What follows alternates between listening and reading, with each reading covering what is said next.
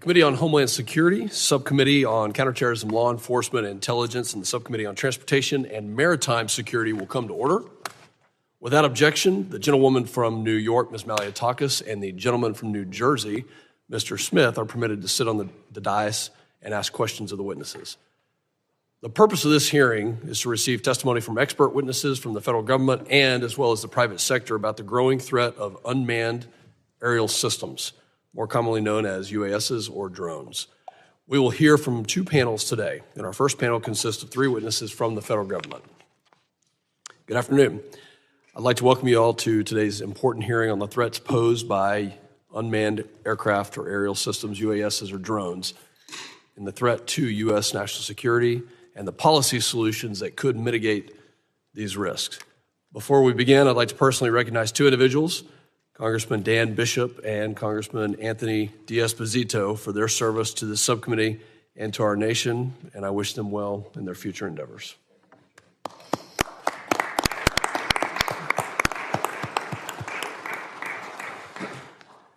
As we sit here today, we are at a critical juncture in the evolution of military technology, commercial innovation, and cybersecurity. UASs have become a transformative force. They've been used in countless positive ways that include revolutionizing many industries like agriculture, logistics, film production, and others, while also improving capabilities for humanitarian relief and law enforcement. However, as with any powerful technology, UAS have also introduced significant security challenges. In recent years, the proliferation of UAS, both domestically and abroad, has raised serious concerns regarding the potential misuse and criminal activities, espionage, and more alarmingly, in threats to U.S. national security.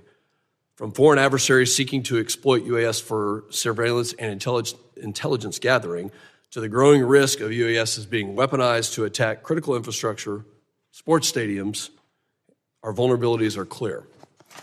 The risk posed by commercial and military-grade UAS in the hands of rogue states, non-state actors, terrorist organizations, and even individuals cannot be overstated.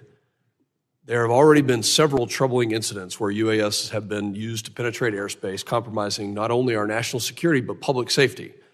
Threats to our homeland can also derive from the manufacturing of products that Americans frequently use. A glaring example is the widespread use of drones manufactured by Dajiang Innovations, DJI, a Chinese company whose products are deeply embedded in U.S. industries and critical sectors. These systems raise national security concerns, including risk of unauthorized data access and systemic vulnerabilities. Multiple U.S. departments and agencies have already admonished against or banned the procurement of certain UAS originating in the People's Republic of China in recognitions of the threats that they pose.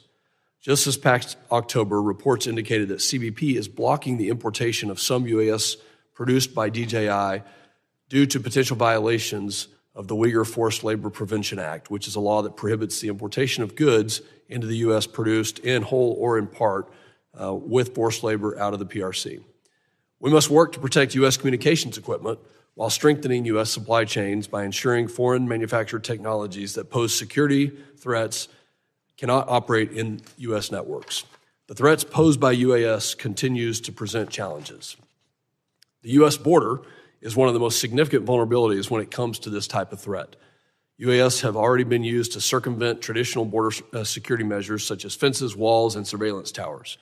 UAS have been used to smuggle drugs and weapons across the border and surveil CBP locations for human smugglers to then evade detection. CBP officials have consistently raised concerns that Mexican narco-terrorist gangs are using weaponized UAS only a short distance from the U.S. border, and in many cases operating inside the United States. UAS also pose a significant threat to critical infrastructure, including power grids, oil refineries, airports, water treatment plants, and transportation systems. A single UAS carrying explosives could potentially cause widespread damage, interrupt services, and result in significant economic loss to our homeland. Additionally, recent events illustrate the diverse roles UAS have played in both state-on-state conflict and asymmetric engagements, such as those in Ukraine and Israel, as well as their use in potential intelligence gathering operations near sensitive military installations at home and abroad. We must learn from these conflicts to help protect our homeland security. DHS and DOJ were given counter-UAS authorities as part of the Preventing Emerging Threats Act of 2018, which became law as part of the FAA Reauthorization Act of 2018. The current authorities provided under the act are set to expire on December 20th, 2024, just 1 week from now. Over the past years, DHS and DOJ have used these authorities to engage in activities to protect covered facilities and assets against credible threats posed by UAS, notwithstanding laws such as the Wiretap Act or the Aircraft Sabotage Act that could otherwise limit such activities. It's imperative that we not only make sure that the current authorities are extended to protect our national security, but also work together to responsibly reform the current legal authorities that provide federal agencies with critical tools to mitigate credible threats posed by UAS. I'd like to applaud Chairman Green as well as Ranking Member Thompson for their bipartisan work alongside members on T&I and Judiciary for introducing H.R. 8610, the Counter-UAS Authority Security, Safety, and Reauthorization Act of 2024. This legislation will renew and reform current counter-UAS legal authorities. The legislation will also modify and improve counter-UAS authorities of the Federal Aviation Administration, enhance important protections for the civil liberties of Americans using UAS in a legal and responsible manner, and strengthen public safety in communities throughout this nation. For instance, the legislation requires DHS to establish a counter-UAS mitigation pilot program under which selected state and covered law enforcement agencies may operate approved counter-UAS mitigation systems and mitigate unauthorized UAS operations on behalf of covered entities at a number of sites each. Today, we're going to hear from experts in the fields of national security, law enforcement, defense, and technology who will provide insights into the threats posed by the UAS and family of systems to our homeland and efforts to address these challenges. And I just want to say, if you're watching the news today, we've had several incidents that have occurred and are occurring right now in places like New Jersey. Recently, we had an incident at Langley Air Force Base. The threat is real. This hearing, I think, will address many topics. Maybe we don't have all the answers that come out of this hearing, but my hope is that by having this hearing, by asking both the government and non-governmental panel, that we can get to the right questions, and we can, if we don't have the right policies in place, then let's get those policies in place. If we do, and the authorities are there, then let's figure out what we can continue to do to keep our homeland safe. There's many aspects of this, but the most important aspect is the safety and the security of every American citizen and the life that we live here. I look forward to hearing from our distinguished panels today and working in a bipartisan manner. I now recognize the ranking member of the Subcommittee on Counterterrorism, Law Enforcement, and Intelligence, the gentleman from Rhode Island, Mr. Magaziner, for his opening statement. Well, I thank Chairman Pfluger for calling this important hearing and all of my colleagues for participating. The proliferation of unmanned aircraft systems has created a technological arms race between criminals who use UAS technology to plot acts of terror, traffic fentanyl and other illegal substances, and invade the privacy of ordinary Americans, and law enforcement agencies tasked with keeping our homeland safe. Both the criminals and law enforcement agencies are innovating at a rapid rate, and it is important that the federal government keep up. The time has come for Congress to expand the authority of federal, state, and local law enforcement agencies to better utilize monitoring, tracking, and signal jamming technologies to protect critical areas, including our borders, large public events, prisons, and sensitive government facilities, while also ensuring the civil liberties of drone operators. This is the goal of H.R. 8610, the Counter-UAS Authority Security, Safety, and Reauthorization Act, authored by Chairman Green and Ranking Member Thompson, which I am proud to have co-sponsored.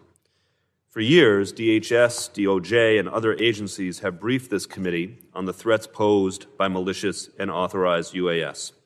We have seen drones shot down at airports in this country and around the world. Major sporting events have been interrupted with players rushed from the field when unauthorized drones with unknown motives entered restricted airspace. And just a few weeks ago, the FBI arrested a white supremacist in Tennessee who planned to use a drone with an explosive payload to attack a power grid. However, it must also be said that drones are useful tools for many occupations and hobbyists. They can be useful for search and rescue, navigation, agriculture, and more. And these positive aspects remind us that we must take a measured approach to the issue. I look forward to hearing from today's witnesses about how best to balance the benefits and risks of UAS. Moreover, I hope that this hearing will help lay additional groundwork for getting H.R. 8610 over the finish line. Thank you to our witnesses for being here today. I yield back. I thank the gentleman.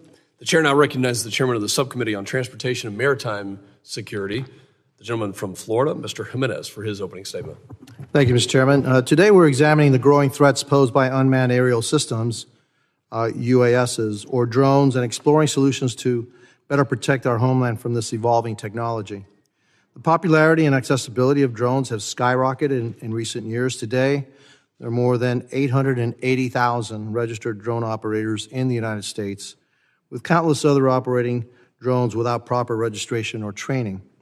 While many of these operators use drones for legitimate purposes, recreational, commercial, or otherwise, there is an undeniable threat from those who misuse this technology either through ignorance of the rules and regulations or with malicious intent. Uninformed operators can inadvertently disrupt air traffic or encroach on sensitive areas, creating safety risks that strain our law enforcement and the aviation systems.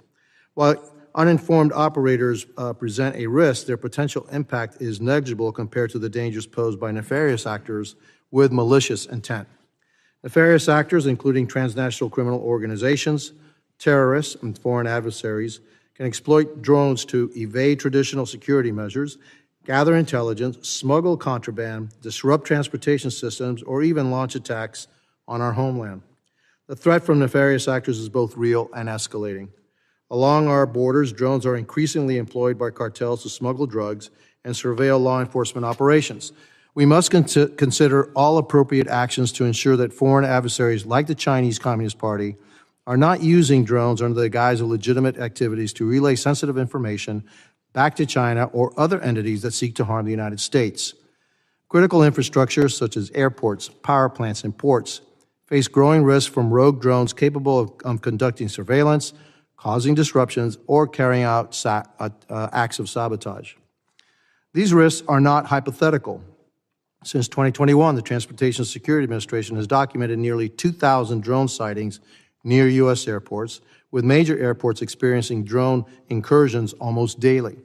Furthermore, between 2021 and 2022, the FBI reported 235 incidents of suspicious drone flights at or near chemical plants in Louisiana. Similar UAS activity is also observed at oil storage facilities in Oklahoma and natural gas facilities in Texas, highlighting the growing threat to critical energy infrastructure. Beyond our borders, the conflict in Ukraine has highlighted the weaponization of drones in modern warfare. Both sides have employed drones for reconnaissance, targeting, and direct attacks, underscoring the ability to use drones to transform the dynamics of conflict. These lessons, both from domestic incidents and international conflicts, should serve as a wake-up call for us to bolster our defenses against the misuse of drones within the United States. Looking ahead, the stakes will only continue to rise, with major global events such as the 2026 FIFA World Cup, of which many games will be played in my hometown of Miami, and the 2028 Summer Olympics coming to the United States. We must be ready to confront these threats to safeguard critical infrastructure and ensure the safety of travelers, participants, and spectators. We have a responsibility to defend against drone threats, and the need for action is clear. We must act swiftly. Today's hearing is an opportunity to better understand the full scope of the challenges posed by drones and to explore innovative solutions to mitigate these risks. I want to thank my colleague from Texas, Representative Pfluger, as well as my colleagues from the Subcommittee on Counterterrorism, Law Enforcement, and Intelligence for partnering with us to host this important hearing. Thank you to our witnesses, Deputy Executive Assistant Commissioner Jones, Deputy Assistant Attorney General Wiegman, and Assistant Director Wheeler for appearing before the subcommittees. I look forward to hearing about how we can better counter rogue drones, safeguard critical infrastructure, and ensure our policies keep pace with this evolving technology, and I yield back. The chair now recognizes the ranking member of the Subcommittee on Transportation and Maritime Security, the gentleman from Michigan, Mr. Tanadar, for his opening statement. Good afternoon, and thank you to both Chairman and Ranking Member Magaziner for holding today's hearing, as well as to our witnesses for joining us. Over the past few years, the use of unmanned aerial systems, also known as drones, has become common across a wide range of applications. Drones have become increasingly affordable and useful within agriculture, law enforcement, search and rescue, photography, and other industries. However, as the airspace becomes more and more crowded with unmanned aircraft, we must ensure the government is prepared and empowered to protect the safety and security of U.S. critical infrastructure and the American public. In 2018, Congress enacted initial authorities for the executive branch to begin testing and operating counter-drone technologies, also known as CUAS technologies. Those authorities have kickstarted the interagency coordination and technology development needed to carry out such a complex effort, but the authorities remain unlimited. Authorities remain limited and have relied on one short-term extension after another.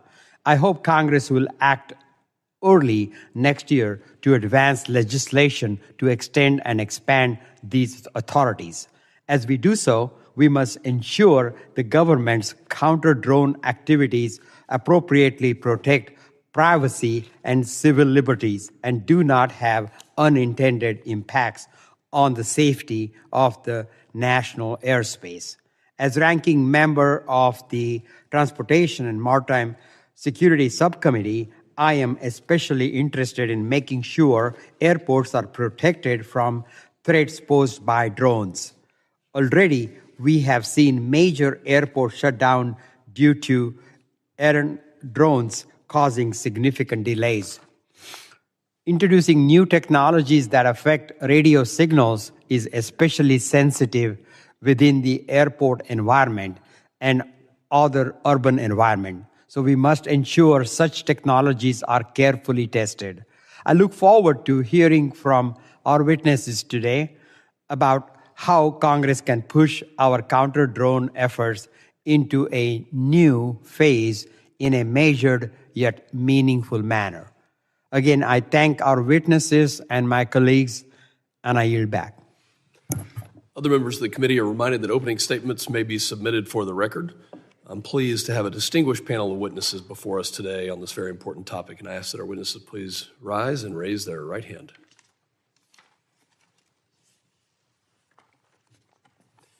You solemnly swear that the testimony you will give before the Committee on Homeland Security of the United States House of Representatives will be the truth, the whole truth, and nothing but the truth. So help you God. Thank you. Let the record reflect that the witnesses have answered in the affirmative.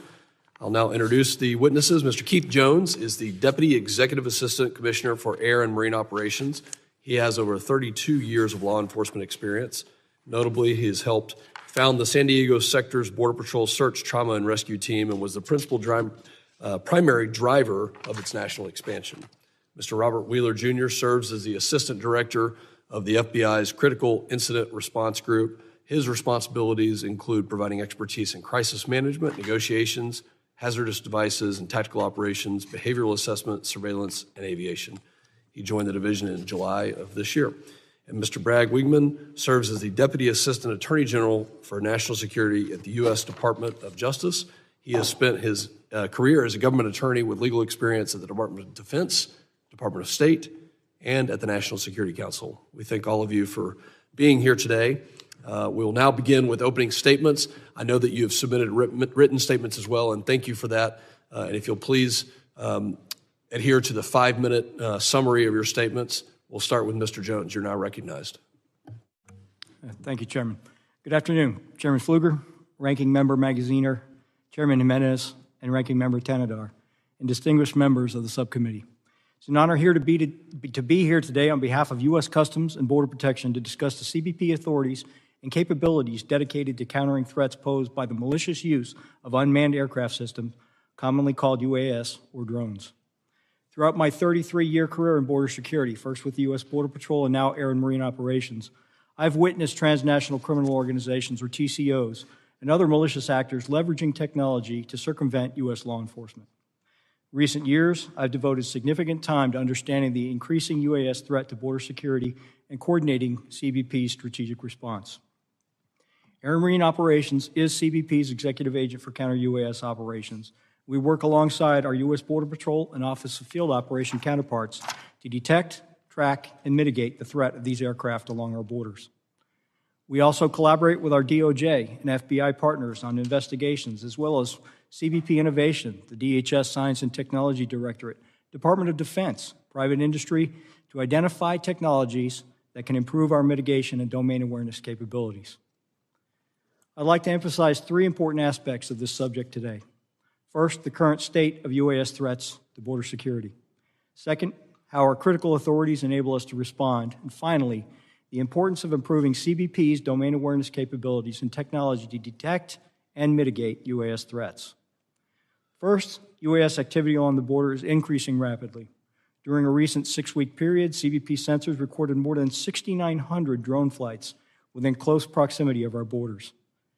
It is these flights, particularly those in areas of high illicit activity, that present the greatest threat to the safety of CBP's frontline personnel, pose a serious collision risk to our crewed aircraft, and diminish the effectiveness of our border security operations. Although intent cannot be derived from border proximity alone, through our intelligence processes, CBP has associated a large percent of these drone flights with nefarious activities on the ground. TCOs have fully integrated UAS technology into their operations. Of most concern to CBP is the wide use of drones to conduct reconnaissance of CBP law enforcement personnel, their locations, and their activities. This technology enables smugglers to guide non-citizens or transport contraband across the border without encountering any law enforcement. Additionally, to a lesser extent, TCOs have used drones to fly contraband over the border. And most drones have limited payload capacity. An average recreational drone can carry only a few pounds, but the potential risk is still significant. A few pounds of narcotics, specifically fentanyl, or a few pounds of explosives could cause serious harm. The increasing use of UAS brings me to my second point. The authorities provided by Congress through the Preventing Emerging Threats Act are essential for CBP to detect and counter this serious threat. In accordance with the Act, DHS policy guidance and internal policy, CBP conducts counter-UAS operations in 10 high-risk sectors along the southwest and northern border, as authorized by the DHS Secretary. Our operations target specific threats to covered facilities or assets while safeguarding privacy, civil rights, and civil liberties. Obtaining authorization to implement counter-UAS operations is a rigorous and precise process. It requires a credible threat determination based on extensive analysis and evidence, as well as correlation with actionable law enforcement information. Using our authorities and targeted approach, CBP mitigated 86 UAS threats at the border in fiscal year 2023 and 60 in FY24. CBP also mitigated 16 UAS as Special Event Assessment Rating, or SEER, events in FY 2023 and 49 in FY24. CBP has mitigated 3 unmanned aircraft systems so far in FY 25. Finally, TCOs are rapidly obtaining larger, more maneuverable drones with a higher capacity for payloads and the ability to fly longer, higher, and farther. We're also tracking the threat of drones used for kinetic attacks with payloads of explosives, firearms, or weapons of mass destruction. We're already seeing drug cartels in Mexico use drones to attack the military, police, and their rivals.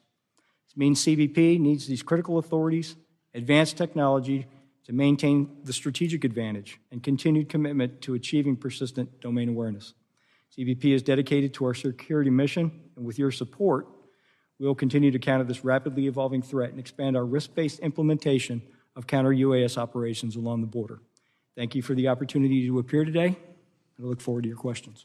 Thank you, Mr. Jones. The chair now recognizes Mr. Wheeler for his opening statement of 5 minutes. Thank you, and good afternoon, Chairman Pfluger, Chairman Jimenez, Ranking Member Magaziner, and Ranking Member Tanadar, other distinguished members of the committee. Appreciate the opportunity to testify on behalf of the FBI. I currently serve as the Assistant Director of our Critical Incident Response Group in Quantico, Virginia. I've done that since July, as you've mentioned. In that capacity, I lead the FBI's efforts regarding both our pre-crisis planning and response to critical incidents and major investigations, which includes responsibility for our counter-unmanned aircraft program. As UAS use continues to rapidly grow among the public, commercial, and military and law enforcement sectors, this technology also lends itself to increased malicious use by state, non-state, and lone actors, as you know. This technology poses some unique security challenges for us. Just this year alone, we've seen concerning increase in the use of UAS in the commission of crimes with the intent to cause injury to U.S. persons on U.S. soil. A Chinese national recently pled guilty to 2 misdemeanor counts for using a UAS to conduct espionage at a U.S. naval facility in January. We believe UAS are being flown for similar purposes over sensitive facilities across the United States. Just last month, the subject was arrested and charged in Tennessee for attempting to use a UAS with an explosive device to destroy an energy facility. That is the same case mentioned by the ranking member. That subject was driven by an ideology to disrupt society through the collapse of the national power grid. Those are 2 examples of the evolving ways that UAS are being used to harm us and our interests.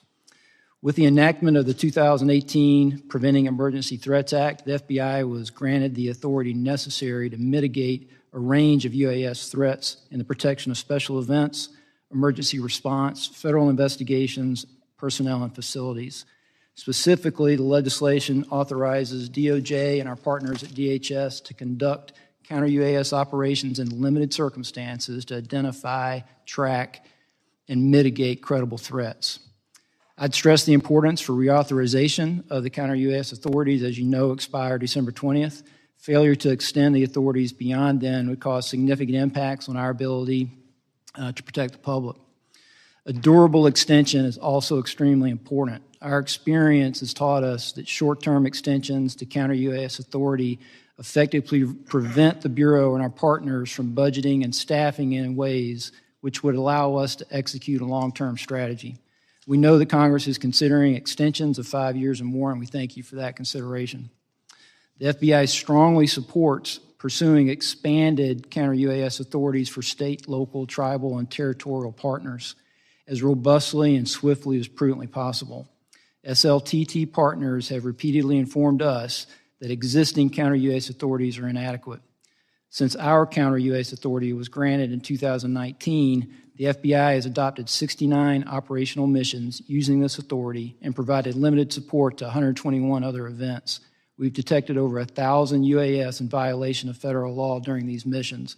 One example, at the Boston Marathon this past April, our team mitigated a UAS threat, which resulted in the capture and prosecution of a subject. The FBI cannot alone protect the over 40,000 Special Event Assessment Rating, or SEER, events annually held in the U.S., along with the countless other requests for counter-UAS support at mass gatherings.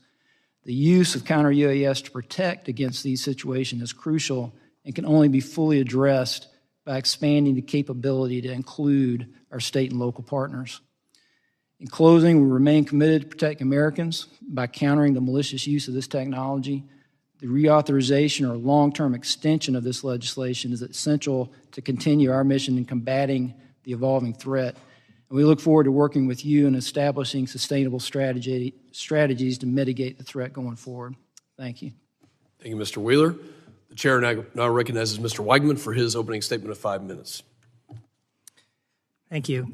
Good afternoon, Chairman Pfluger, Chairman Jimenez, Ranking Member Magaziner, Ranking Member Tanadar, and other distinguished members of the committee. Thank you for the opportunity to testify on behalf of the Department of Justice. As my colleagues have just said, we are committed to continuing to work hard to protect the American people from the threat of illicit drone use.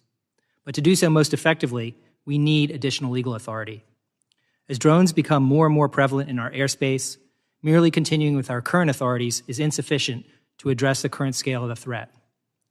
More than 2 years ago, I and others from DHS and the FAA testified before a Senate committee about this growing threat and the need for a more durable and significantly expanded legal framework. Since that time, the Congress has provided extensions of existing counter-drone authority while considering how best to expand it. We are very grateful that both the House and the Senate continue to agree that this authority must not lapse.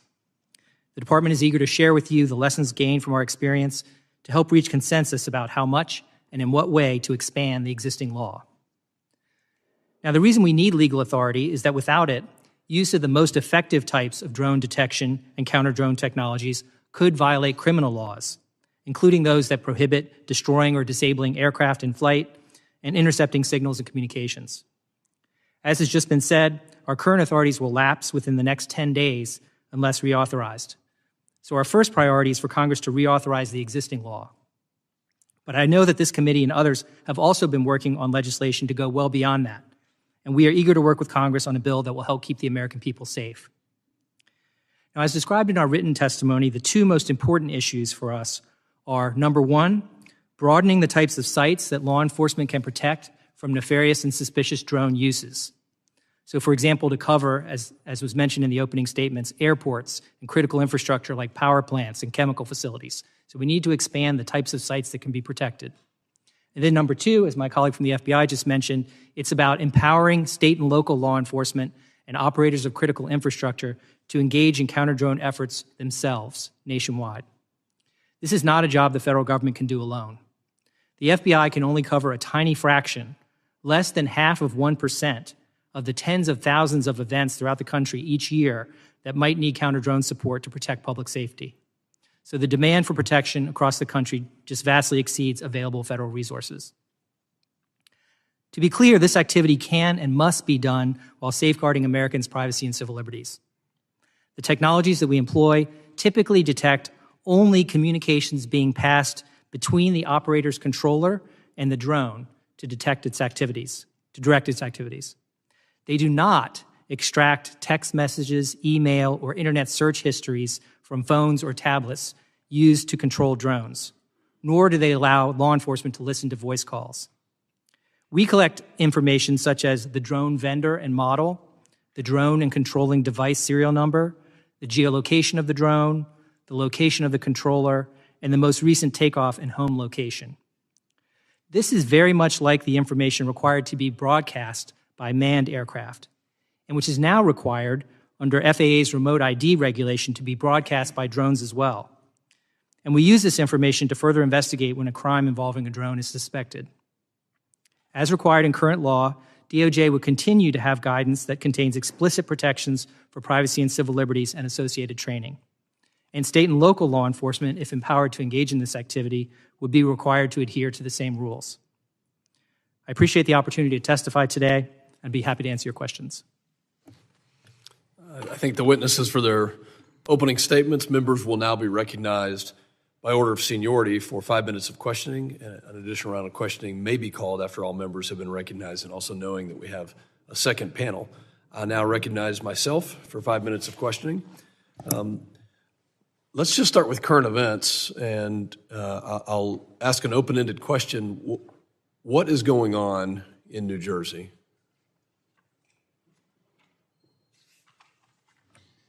So, sir, the FBI and our Newark field office, along with the state and local partners there, the Bureau is actively investigating the situation you mentioned, just the unexplained sighting of drone activity over that part of New Jersey, including proximity to sensitive sites and areas of concern. So we do not attribute that to an individual or a group yet. We're investigating, but I don't have an answer of who's responsible for that, of one or more people that are responsible for those drone flights. But we're actively investigating. What the Bureau has done to aid our state and local partners is what we generally do, enlist the help of the interagency, enlist the help of the public. There's a tip line there, that 1-800-CALL-FBI, tips.fbi, for information from the public that could help us resolve this. It is concerning. Is the public at risk? Is public safety at risk? Are we concerned that there are nefarious intentions that could cause either national security or a public safety incident that would put Americans at risk? There's nothing that is known that would lead me to say that, but we just don't know, and that's the concerning part. I think the fact that we have these unknown drones, UASs, that are flying over either critical or sensitive facilities is exactly why we're having this hearing. And Mr. Jones, actually for anybody on the panel, let me just say, we go back to last year, there were incidents, including Langley Air Force Base, where for over a week we had unknown drones flying over a very sensitive military installation with F-22s and other weapon systems on the ground. And I think that was cause for concern. So from a DHS standpoint, either on a border mission or from an FBI or DOJ, you mentioned, Mr. Wheeler, we don't necessarily have the authorities we need. Why can't we take action against these drones that are flying over sensitive sites? Why are we not taking action against drones that are flying over sensitive sites? So authority exists to mitigate a UAS in flight when authorized, and that could certainly apply to a sensitive site. I would be a little measured in speaking for the Department of Defense for those sites that are in question here, but I will say that we're, for the FBI, in a position, close liaison relationship with the Department of Defense and those areas that you mentioned, and will help in every way possible. But for securing those particular sites in this way, it is a DoD equity. Mr. Jones, for the border, I was down in the RGV last year, and they told me that they had over 20,000 incidents just in a quarter of drones that were being operated by cartels. What's the danger along the southern border to our citizens, the safety of our citizens from drones? Thank you, Chairman. So you touched on the volume of activity within the 500 yards of our contiguous border, the south, and even on the north is staggering. We have deployed detection technology. You mentioned 20,000. The significant threat is counter-surveillance. They are surveilling law enforcement activities. They're doing this 24/7, 365. And historically, they've had to have high ground or terrain. Now everywhere's the high ground. This is their high ground. They can see what's going on. Exactly. Do you have the authority to mitigate those physically or by other means? So the Secretary has designated certain areas along our border as covered facilities. So yes, the capability exists and the authority exists in those covered areas. Have those types of mitigations taken place? Are we actively mitigating? We are actively mitigating, yes, sir. And how many, my time is expiring, but how many events are we experiencing per year along the southern border? So, for example, last year, if we look at 45,000 detections on the southwest, of those, 2,500 plus or minus actually made an incursion. So now we're talking about a very small subset. A lot of the surveillance is taking place outside of our jurisdiction in foreign airspace. That makes it particularly challenging for mitigation. I bet we'll get back to these. My time has expired. Now recognize the ranking member for his 5 minutes of questioning. Thank you. I'll pick up on this same line of questioning. When a number of us visited the southern border last year, we heard from your officers about the challenges that drones were posing. And one question I have is, I understand they're being used primarily by the cartels for surveillance, to see where your officers are so that they can, more effectively traffic people, narcotics, firearms, et cetera, across the border. Do you see any evidence of the cartels using drones to actually move some of that contraband? Like, I'm thinking specifically of fentanyl. Are they using UASs to actually move fentanyl across the border? We have yet to see fentanyl being moved via UAS. We have seen other narcotics, albeit in small quantities. From a cost model, it's not as effective for cartels because the payload capacity is so small, they have to make multiple trips. We have seen cocaine, we have seen heroin, we have seen methamphetamine, we've seen weapons. So there is a threat of moving contraband across our borders. So the numbers, of course, are staggering. I think at one point in your written testimony, you alluded to periods of as many as 1,000 detections a week. But the number of mitigations at the southern border was 86 in fiscal year 23 and 60 in fiscal 24. So why so few as a percentage of the whole? What are the barriers that you're facing? Well, again, many of these detections occur in foreign airspace. Thereby, we cannot mitigate. Actually, a very small percentage actually incur into the United States. So, for example, in the southwest border, only 5% of that large number actually affected an incursion. Of that, we have very strict criteria, and they met the criteria. So the 60 that we mitigated in FY24 actually met the criteria for mitigation. So I'm going to ask about both the 5% and the 95% then. So in the 5% that do come into our airspace, is the criteria too narrow, to bring them down? Why again, so few? Well, again, one of the things that's notable here is that those are not 2,500 unique identifiers. You have repeat offenders. So we take down or mitigate one drone. Of that large number, that could be responsible for hundreds of those detections. So these are events, not necessarily individual drones, these statistics? That's correct. Okay. So on the 95%, or really I guess 100%, even if you don't have the authority to bring them down, those that are over foreign airspace, do you still have the ability, the technological ability to track where the operators are and to alert Mexican or Canadian authorities as to where the operators are? And can you explain what that process is like? Absolutely. And we do communicate directly with our foreign partners, and our communication is healthy, our sharing of information is healthy. And so what you just described is exactly what we do. And is it working? Does it happen? I mean, when you notify Mexican authorities for... In the case of government of Mexico, we have to rely on our Mexican partners to respond. A lot of times these are in areas that are not highly populated. They're very difficult to get to. They're also controlled. So government of Mexico, we have to rely on our Mexican partners to respond. A lot of times these are in areas that are not highly populated. They're very difficult to get to. They're also controlled by cartels. So by the time law enforcement responds, it's very challenging for them. It's not from lack of effort or lack of communication. It's just a very difficult environment. Yeah. With the minute that I have left, I'll shift to Mr. Weekman. On the issue of special events, of SEER events, can you just elaborate a little bit more about why it is so important that the state and locals have expanded authorities, and what should the appropriate guardrails be, for those expanded authorities? Yes. Each year, the FBI can cover a number of special events, and DHS covers some as well. So we're talking about big events like the Super Bowl, the World Series, the Indianapolis 500, that sort of thing.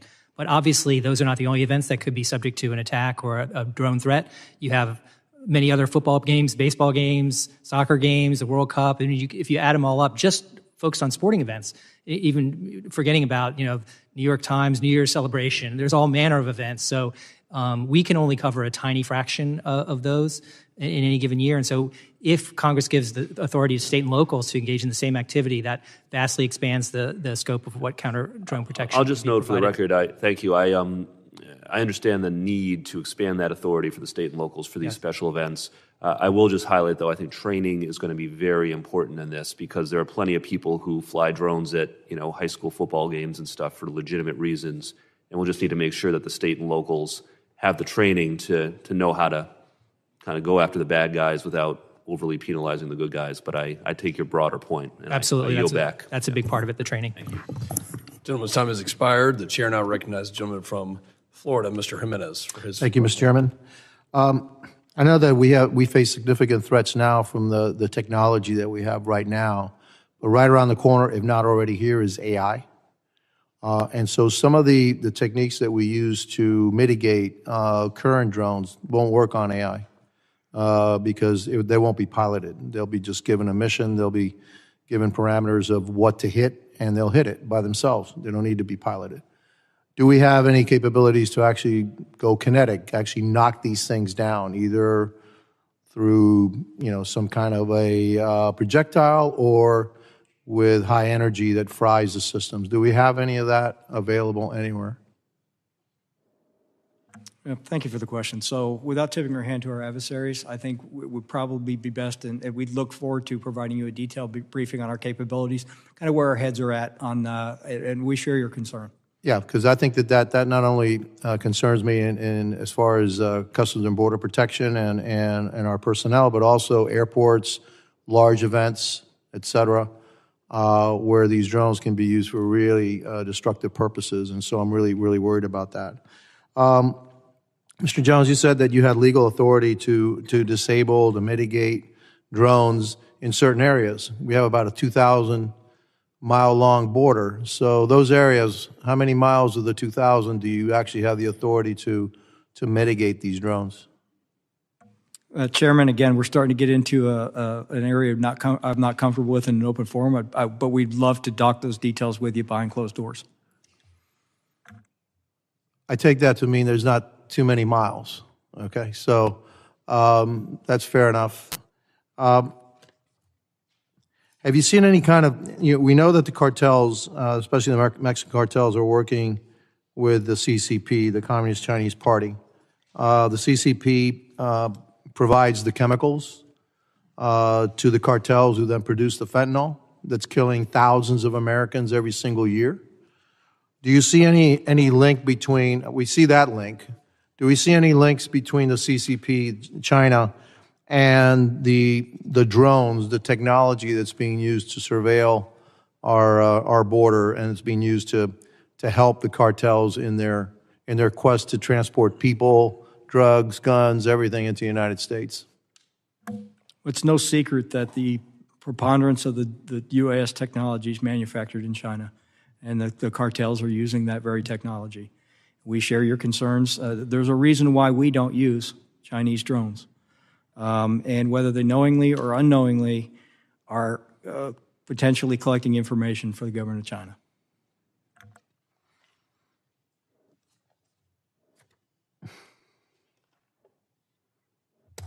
That's it. That's all the questions I have. Thank you. Yield back. Gentleman yields. The chair recognizes Mr. Tanadar for his questioning.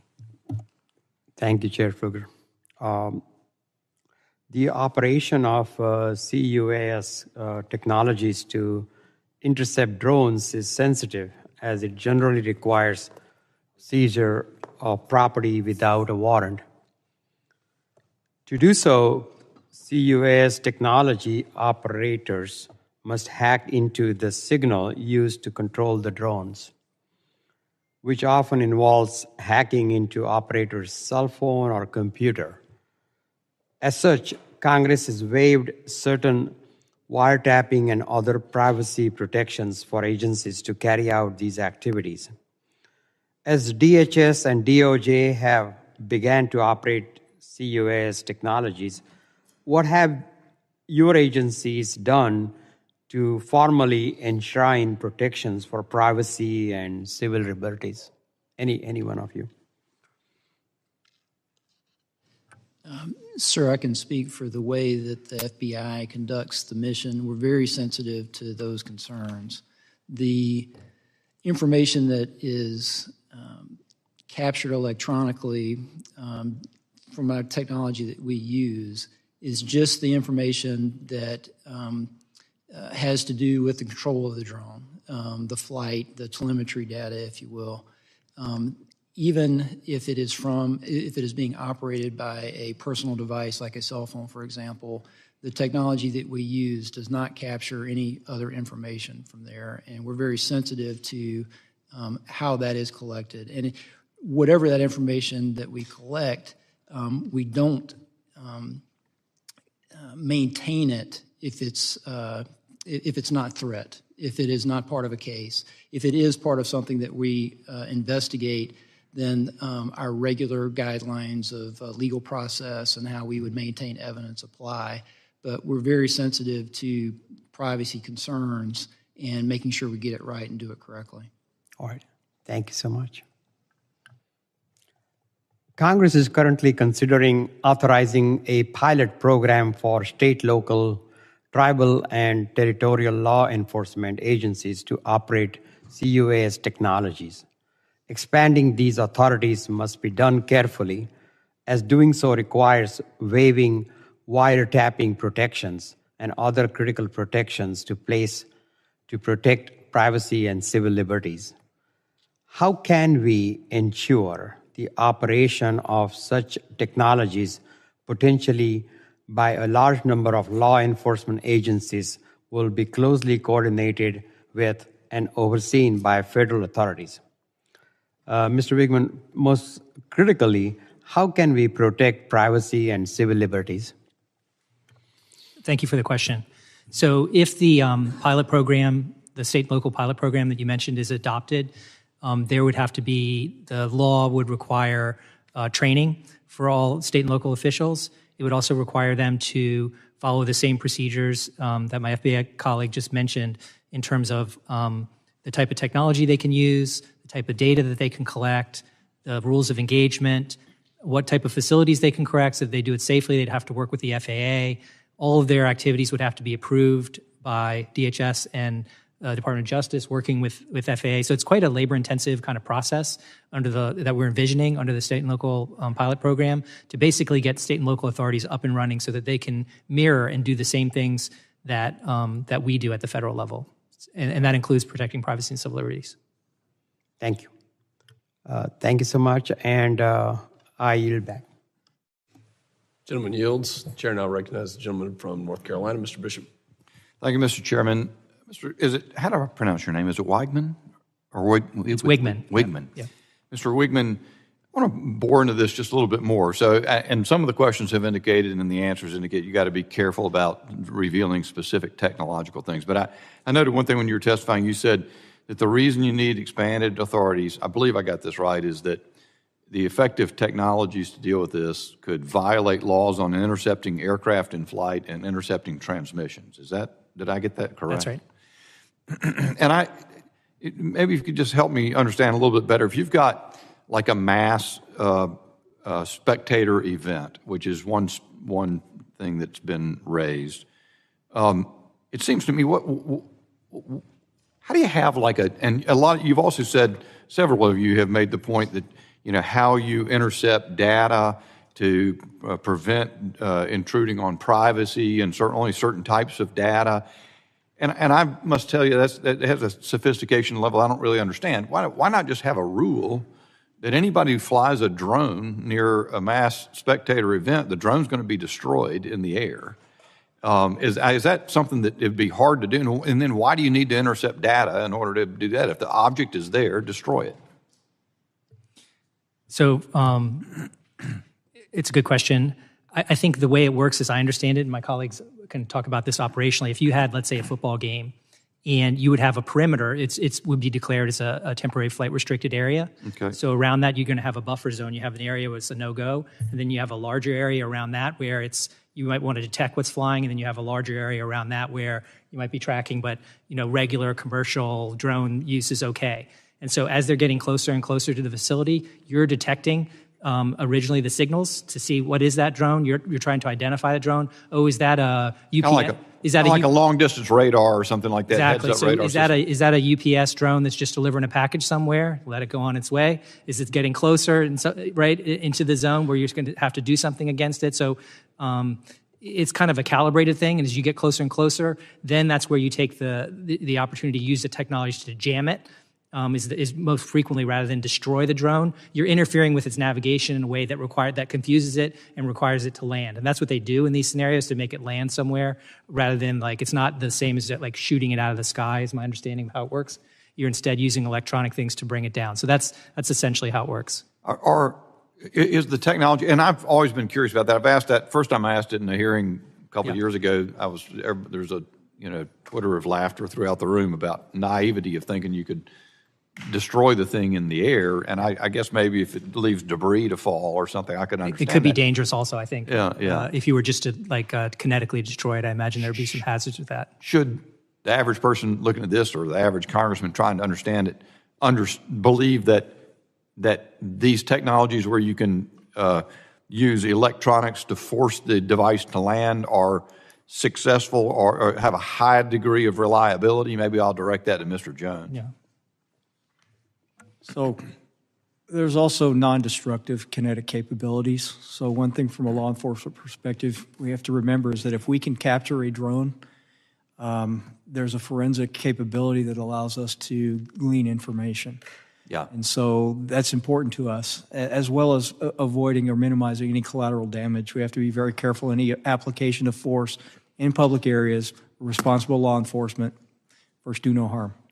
Is any witness able to testify? Because what you've essentially laid out is we've had a series of short-term reauthorizations of what you had, the authorities that now exist, and the issues you want to expand the authorities. And I have concerns, especially after a variety of ways in which I think government authority has misused power to intercept information or learn information about the American people and has gone too far.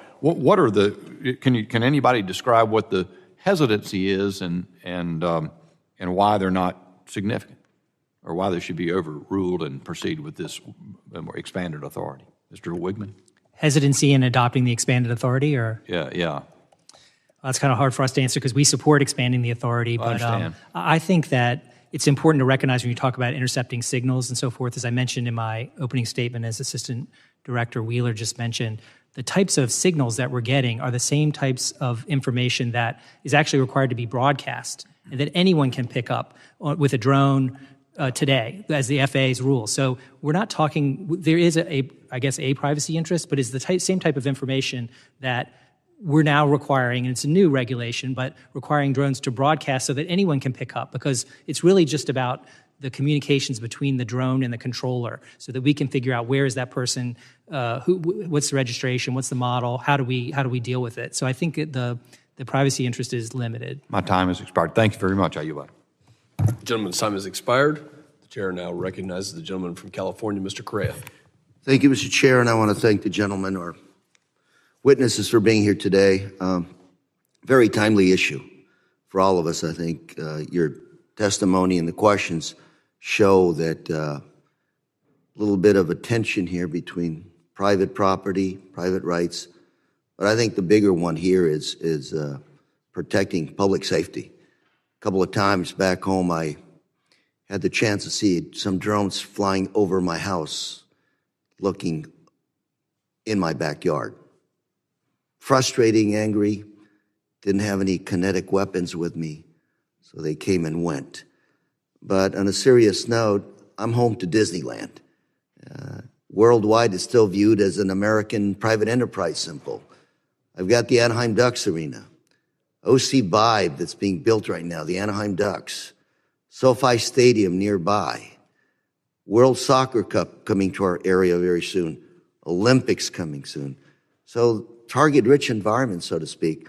And what you're saying, Mr. Rigman, specifically, you said that federal government does not have the bandwidth to really protect all of these sites, yet we're still not at a point where we can share the authority information with state, local, federal authorities. And I hope we don't have to wait for a federal law to be passed to get there.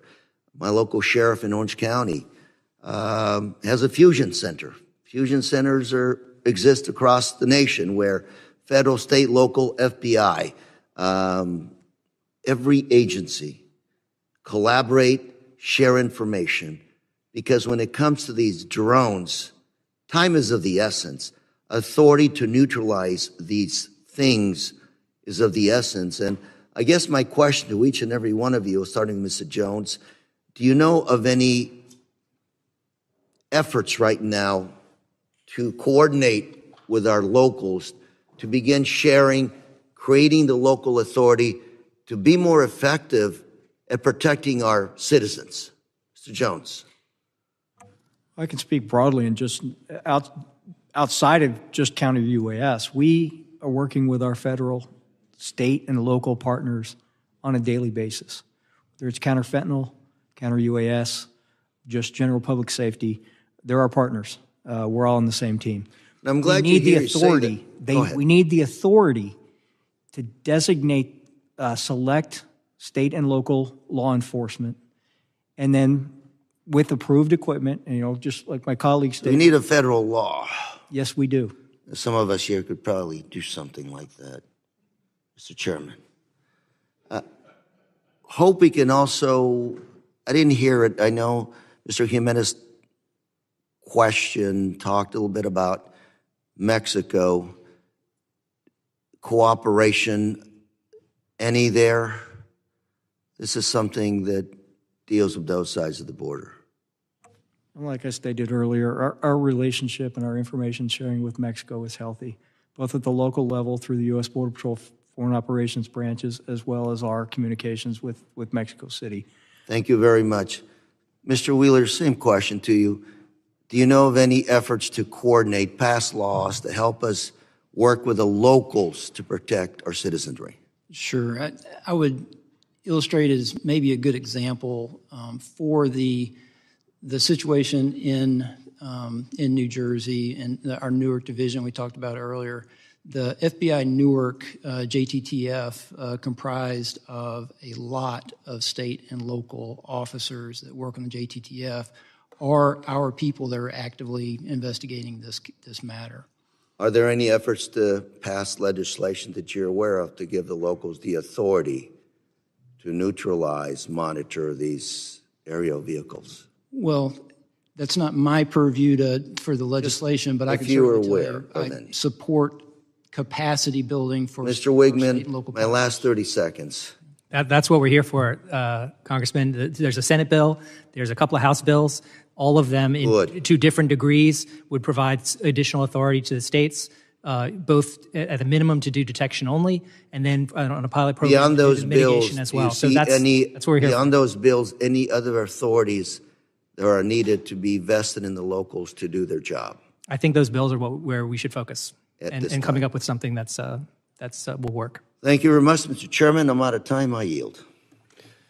Gentleman's time has expired. The chair now recognizes the gentleman from Louisiana, Mr. Higgins. Thank you, Mr. Chairman. Gentlemen, thank you for being here today. It's been referenced that there are federal laws against intercepting aircraft or intercepting communication signals, and it's been cited today regarding absence of a specific federal law authorizing local law enforcement to use existing technologies to mitigate against an unmanned aerial system threat or a drone threat. Let me say that, Mr. Chairman, I believe that the 10th Amendment already extends such rights to the sovereign states. And let me say that the current law, the current federal law that authorizes specific federal law enforcement agencies to use existing and emerging technologies to mitigate against unmanned aerial systems. Yes, that authorizes those specific federal agencies to deploy that technology, but in no way does the current law prohibit the rights of the sovereign state to authorize their own state and local law enforcement to use existing technologies and emerging technologies in a law enforcement capacity. Mr. Wigman, is it against the law for one American to strike another American? Yes, it is. It's not a trick question. Is that against the law?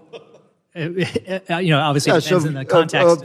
Of course, there's a general law against that. Yeah. But is it allowed for a law enforcement officer who has probable cause to detain you or arrest you? Is it allowed for him to strike you in order to effect that arrest? Yes, of course he can. Is there a law against me crashing my car into yours purposefully? Yes, there is. But Mr. Jones, are you familiar with the pit maneuver? Of course, law enforcement has been using this for decades. We use our vehicle to crash into a suspect vehicle in a particular manner reflective of our training in order to effect the arrest. We're using the current training standards and the technology of our vehicle that we have deployed to effect that arrest. That's not a vehicle crash. It's a law enforcement action. That's broadly known. Everyone knows it's against the law for one American to shoot another one. But a law enforcement officer, in order to effect arrest, if he needs to escalate to lethal force, we know a law enforcement officer has that authorization through federal and state laws. So, yes, there's plenty of laws. You guys love to cite these laws that exist that we cannot intercept an aircraft. We understand that.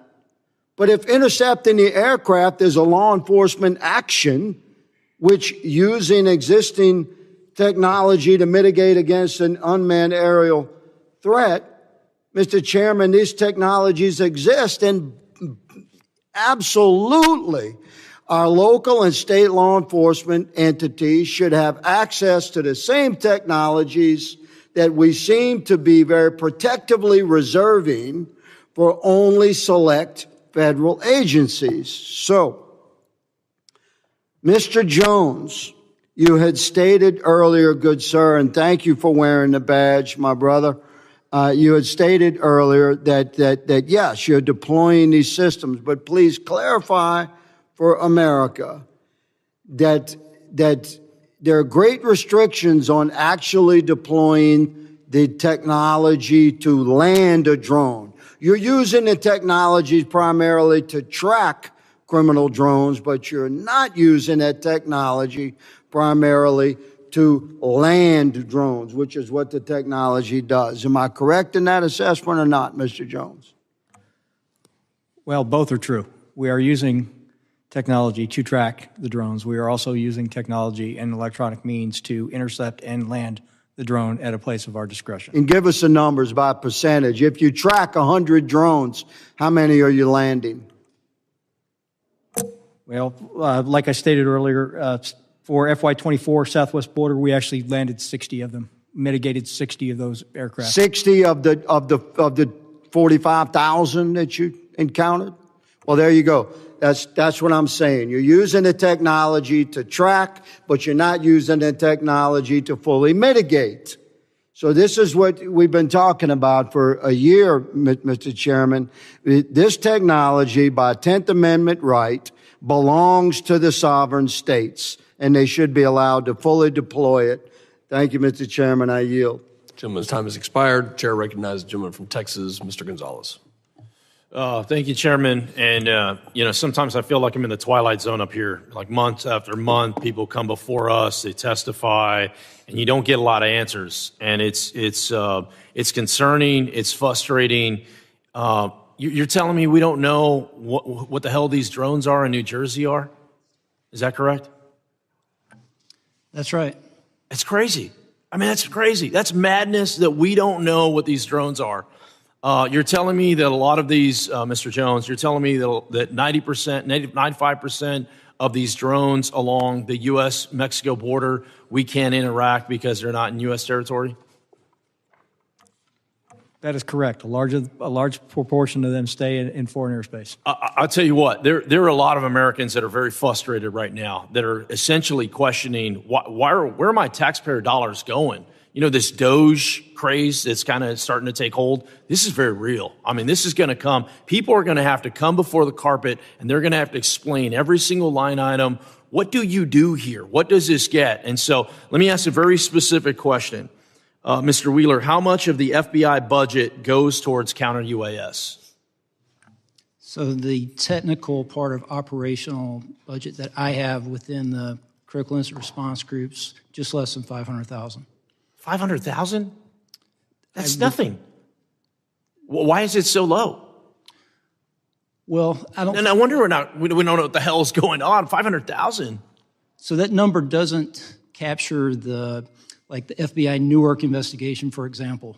The budget allocation for what we're doing investigatively is not captured in that number, but for the technology we use and the way we deploy it, just under 500,000.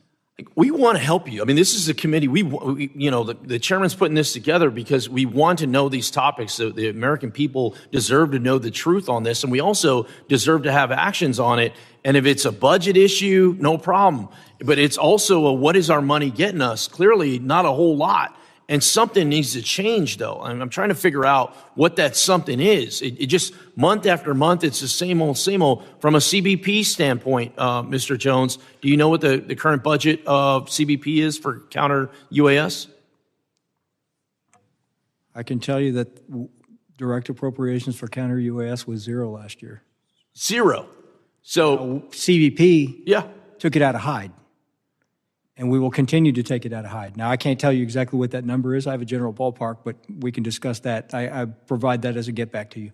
Another committee that I sit on is appropriations. So I see a lot of things through the lens of dollars and cents. If you're putting zero on the board, you're probably not going to get a lot of success. And it's not fair. A lot of people talk about the border. I represent the border, nearly half of the southern border. I've been out there with these agents in the middle of nowhere that are essentially alone and unafraid, making do with what they have. It's not fair to them, and ultimately it's not fair to us to have them combat against some of these drones that are happening with a zero budget. I mean, it's just madness. So I guess I have other line of questioning, but I don't want to embarrass anyone. I would just say I would be very interested in partnering up and figuring out what we need to do in order to find and answer some of these questions. What resources do you need? The technology is already out there. Drones, this isn't new. Drones are 100 years old. This isn't state of the art.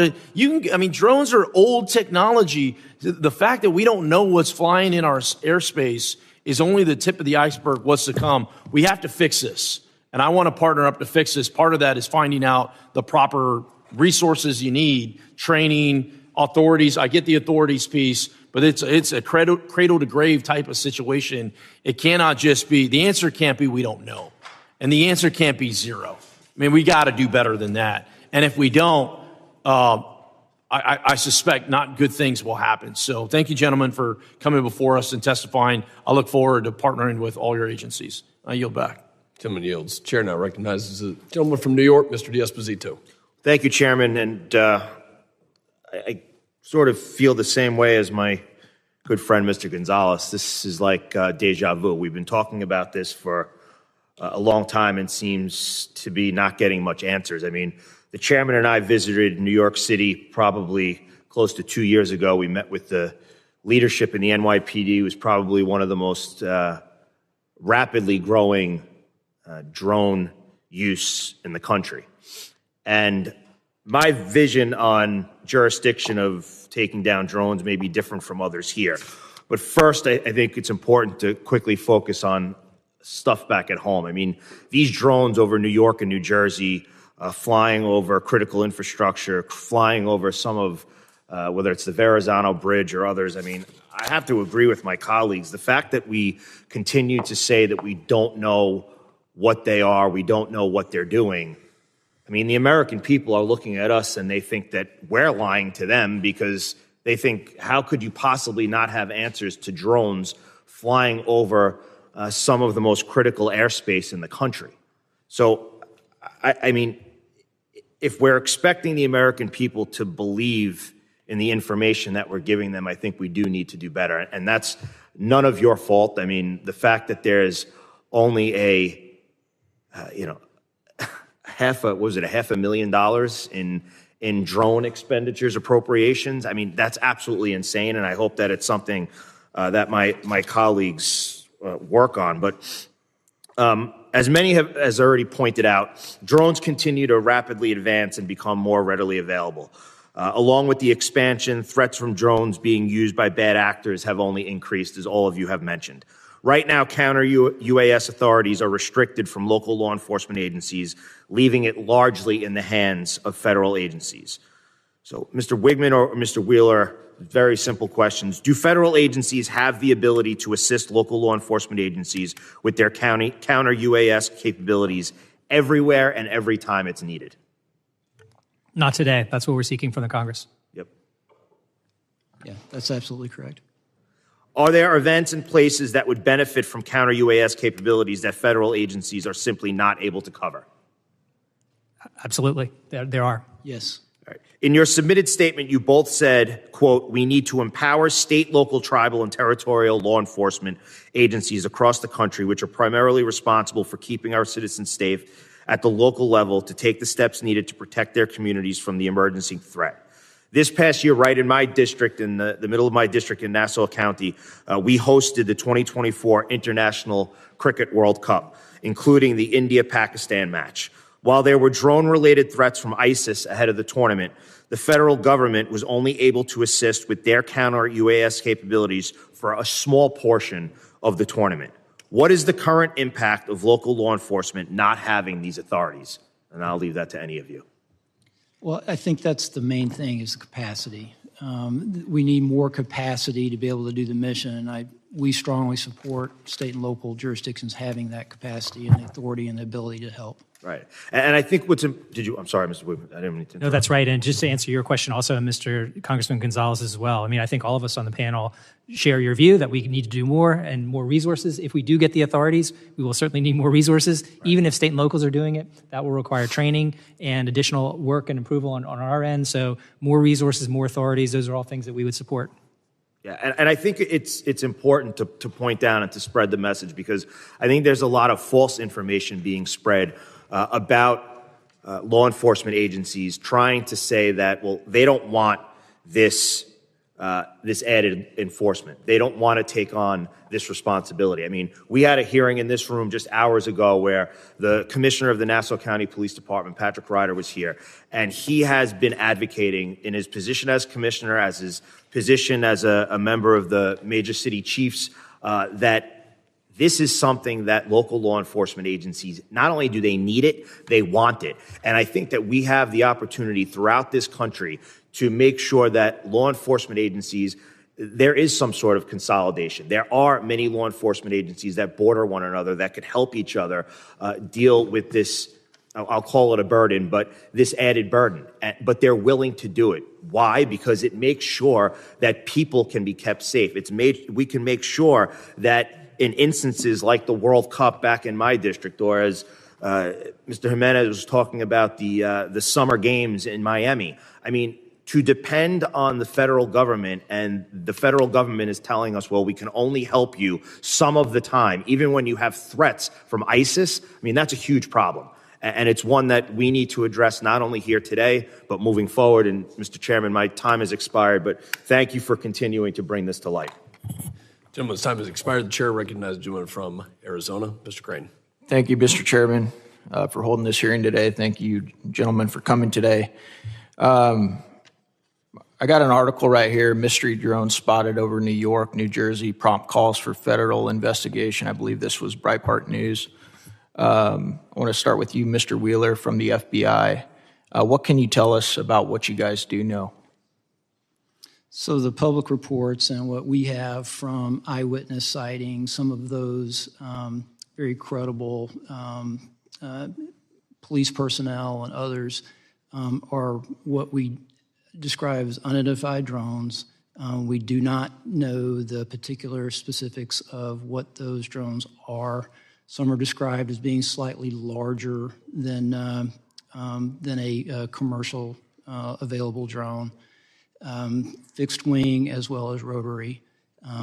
We have helped analyze with our partners video and pictures of what those look like, what have been submitted. Part of that is these over 3,000 tips from the public, and to look at that. But as I previously stated, we don't know the people responsible behind that, and that's what we're working on. Yeah. What did you say the FBI was spending on counter-drone? My budget that would specifically include the technology that we use. Is it $500,000? It's $500,000. What? That doesn't seem nearly adequate. Why do you feel like there isn't a push within the FBI to keep up with modern warfare and modern threats? So what is the budget for the FBI right now? Roughly $11 billion. Okay, why do you think as warfare changes, and as you know, sir, warfare is changing drastically right now overseas, especially with Ukraine and Russia and the development of drone technology, why isn't the FBI taking this threat more seriously? And that's obviously reflected by the budget that you guys have assigned to counter-drone technology. I have a limited capability that is embedded within our emerging threats unit for surveillance issues. That allocation of resources, that research, that operational deployment of our capability is what we have today. I would imagine that this would grow over time. What do you think that some of these terrorist cells that might be in the country right now, or maybe even outside of our borders, what do you think that they're looking at when they see a hearing like this and they see that you guys still, after almost a month, don't know who these drones are? What do you think that they're thinking? So I would be measured in how we speak about our capability and what our limitations and capacity is. However, I'll say to you that it's not as good as I wish it was, and we'll continue to work to make it better. Yeah, well, when you're only spending $500,000 a year, it's probably not going to be very good, is it? The only thing I would say about that is that this is an enterprise-wide problem. It's not just a technological problem, that most of that $11 billion budget for the FBI gets after threats to Americans, this being one of them. And the way we apply resources, personnel, operational, all of that to include technology to get after a threat that would threaten American lives, I don't think that $500,000 for the technology part of it adequately captures our commitment to protecting Americans. I want to shift real quick because you guys have been talking about using electronic warfare to counter some of these drones. What about drones that aren't susceptible to counter warfare, like your fiber optic drones? What are you guys doing about those? I'll start with you, Mr. Jones. So all options are on the table right now. We are exploring kinetic options. You know, Complement the electronic. you can buy those right now, and they're really not that expensive. Are you aware of that, Mr. Jones? I'm aware there's a lot of different technologies out there. We have experimented with some that have been very successful. Yeah. Thank you. I yield back. Gentleman yields. The gentlelady from New York, Ms. Maliotakis, is recognized. Thank you, Chairman Pfluger. Thank you all for being here today. I just want to follow up on what my colleague asked regarding what happened in New York and New Jersey. These drones, unmanned aircrafts, have also flown over my district. A number of constituents have seen them over a power plant in Brooklyn. They were coming over the Verrazano Bridge. And I will remind everyone or explain to everyone here that Verrazano Bridge connects Staten Island and Brooklyn, and on the Staten Island side you have Fort Wadsworth, which is a U.S. Coast Guard sector New York base, and then in the Brooklyn side, right on the other side of the Verrazano Bridge, you have Fort Hamilton, which is a U.S. Army installation. And so it is very concerning to me that we have these objects. We're not sure if they're drones or unmanned aircrafts, but they are flying over sensitive infrastructure and facilities. And the fact that we don't know what they are or who's behind them or what they're doing is very concerning to me, particularly in a post-Chinese spy balloon world. Okay, the fact that this administration allowed for a Chinese spy balloon to go across the country over multiple military installations is very concerning, and that we could potentially be having this happen again it's like astounding to me that this is even happening without any type of intervention. You say it's no known threat, but is there still a possibility of there being a threat? At the end of the day, that's what my constituents want to know. Yes, I am cognizant, and we all are in the FBI, of what this threat can look like. Anyway, across the spectrum of sophisticated state actors, adversaries that want to hurt us, all the way through counterterrorism matters, cyber, WMD, criminal, all the way down to a nuisance drone that could cause harm. So that's the wide spectrum that concerns me every day. And okay. I would just mention it concerns me that we don't know the answer to your question yet. And are you working with the Pentagon, with FAA, with DHS, with your partners to try to identify this? Because I don't put it all on just the FBI. I think this is, I mean, what is Homeland Security doing? Do you have any idea? Have you? I wouldn't speak for another department, but I will say that the way we do business is extremely collaborative in the interagency, and especially with our state and local partners. So who's taking the lead here on this particular issue to identify these drones and aircrafts? Well, we have an investigation open predicated on a idea that there's unsafe operation in the airspace, which is a federal violation that we have some jurisdiction for. But it would help us know sort of what lane this falls in when we know the people that are responsible and what this is all about, to your point earlier. And we're actively investigating and would like to answer those questions. Yeah. But I don't have a better answer. And what if they were carrying chemical weapons or something? We just don't, I mean, this could be a much worse conversation we could be having right now, because these things have been flying all over New York, New Jersey, over military installations. I don't know. I don't know what's going on there, but these agencies need to figure it out and try to get to the bottom of what's going on. I think it's very concerning. Is there a possibility, if hopefully it is not a threat, is it a possibility it would fall under this System Assessment and Validation of Emergency Responders program, the SAVER program? This is a program under Department of Homeland Security, Science and Technology, where they are testing various technology for search and rescue, disaster response, and it could be part of a law enforcement assessment. You think that's a possibility? Because my Army base doesn't know about it. My NYPD doesn't know about it. So I guess my question is, why wouldn't the local authorities know if this was part of a testing of security technologies for first responders? So I don't know that to be the case, Okay. and I couldn't really comment on that. Okay, well, just again, I would love to speak to you offline at some point and maybe share some information with you. But I would really just urge if you could speak to your colleagues and counterparts in these other departments, and because we need to get to the bottom of what's going on here. And if it is something that is not nefarious and is one of part of these public safety applications that are being tested, they need to coordinate with the local authorities. So my guys in New York NYPD, they know that it's not a threat. I would agree. All right, thank you. Gentlelady yields. This will be the last questioning from for the first panel. Chair now recognizes the gentleman from New Jersey, Mr. Smith. Thank you so very much, Mr. Chairman, Chairman, both of you, for allowing me to sit in on this hearing.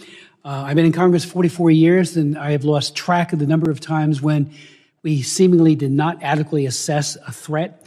I had one of my service members from the Marines in the barracks in Lebanon when that terrible, horrible deed was committed by Iran. Actually, after we got hit in Dar es Salaam and in Nairobi in 1998 by Al-Qaeda, I chaired all the hearings. We had the Chairman of the Joint Chiefs of Staff come and testify as Admiral Crow. And they kept saying, everyone, no one thought that Al-Qaeda would hit there. Maybe in the Middle East, but not there. I wrote a bill called the Embassy Security Act. It was signed into law. I added it to an appropriations bill, big, thick bill, but it was all about setbacks and Mylar on the windows, a lot of good things. And it did mitigate, I think, some of the concerns there. But we always seem to miss something, and I'm very concerned that we're missing something here. I've raised the issue, as has my colleagues, Maliotakis and others in New Jersey and New York, about these drone sightings. So last night, I was on the beach in Island State Park in Ocean County with the sheriff. He has been working it every single night. He's got his own tethered drones chronicling. One of his officers 2 nights ago saw 50 drones come in off the ocean right there. So we thought maybe they'll replicate it. They didn't, but we thought it was a possibility. Last night, we had a number of other people there, including a commanding officer from the Coast Guard, who said that one of their 47-foot motor lifeboats was followed by between 12 and 30 of these drones as they went through the water, followed right behind them. And I said, what's the rules of engagement? I mean, you do it if you're fighting against a narco trafficker or something. And they said, we don't know. We don't have any. So I did reach out to the commanding officer at the Joint Base, which is also in my district, and talked to him, had a very good conversation, Colonel Anthony Smith, Joint Base Fort Dix McGuire, the 87th Air Wing, Air Base Wing today. And I said, I know you have the capability, you've put out press releases, to identify and bring down drones. Why can't you deploy them, at least to the ocean? Bring one of these down, find out who's doing it. They have the capability. He said, well, we don't have the authority, only within the parameters of our base. Well, there's a national interest here. Our jets fly over the ocean all the time for trading, so that perimeter is larger. So I did write Secretary Lloyd Austin asking that capability that may be sitting in a closet somewhere, I know they use it all the time, but bring it out. And I'm not saying you got to share it with the sheriffs. It'd be nice. Just do it yourself in the interest of the American public. So I would ask if you would echo that request. I mean, DOD's got the capability, and maybe Homeland Security does as well. When we had a Zoom meeting with Secretary Mayorkas, our governor put it together, and I appreciated that. But I asked them, why can't we just track where they go to? Seemingly they're going out to sea, to something, a ship. We don't know for sure, but they come in off from the ocean. So the question really is, can't we just get DOD to share? In my first term, DOD and VA did a great thing, the DOD-VA sharing agreement for healthcare capabilities. It was fantastic. Why can't the DOD share this with Homeland Security, with FBI and others, so that you can go out and find out who they are? Maybe it's China. I chair the China Commission, and I've had 115 hearings on it. I'm barred from going there now. China is, and I'm on their hit list. Xi Jinping is a monster. Look what Putin's doing. They're all capable of doing horrible things to our people, and now they're threatening my good friend and colleague from New York and, of course, New Jersey big time. So let's go get that DOD capability and find out and put to rest the question, who is it? We can bring one down tomorrow. Your thoughts? Sir, I'd just say I share your concern. I share a lot of frustration, and I'm more than willing to continue working with the Department of Defense to try to get better. Again, if they don't have the authority, they can do it on an emergency basis. Just send that capability out to the ocean, or to the beach, because they're coming in every day. Figure out which one it is and bring them down. And then retrieve it and find out what's going on. And as my good friend Congresswoman Malliotakis said, the thing with the balloon was mind-boggling.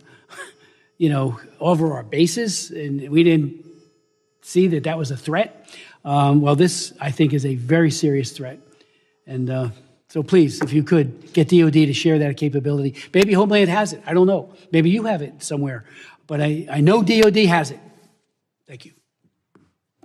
Appreciate it. Gentlemen's time has expired. I thank the witnesses for your valuable testimony, for being here today, and for the members and the questions. We will now dismiss this first panel, take a brief 2 to 3 minute recess while we arrange for the second panel of witnesses. The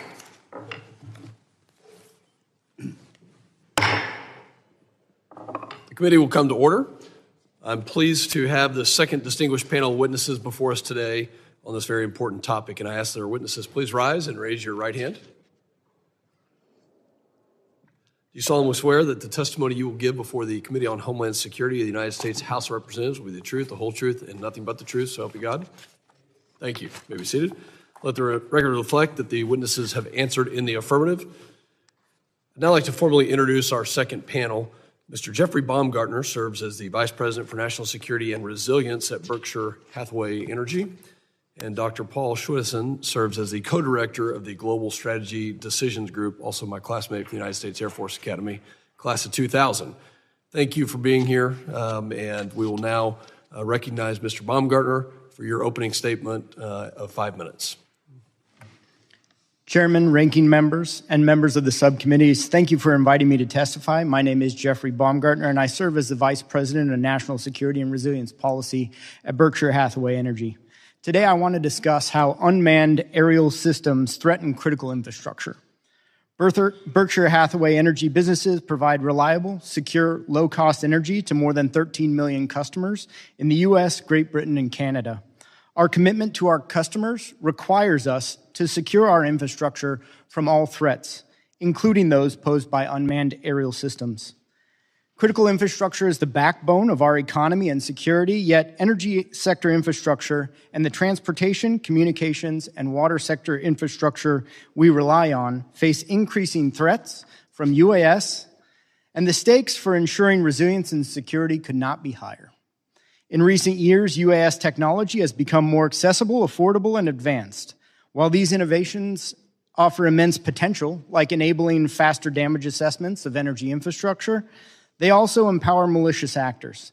Adversaries can use UAS to surveil facilities, deliver hazardous payloads, disrupt operations, and even conduct cyber intrusions. The Department of Homeland Security's 2025 Homeland Threat Assessments highlights UAS as a persistent and growing risk to critical infrastructure. This warning isn't hypothetical. Last month, federal agents arrested an individual planning to use a UAS to attack an electric substation.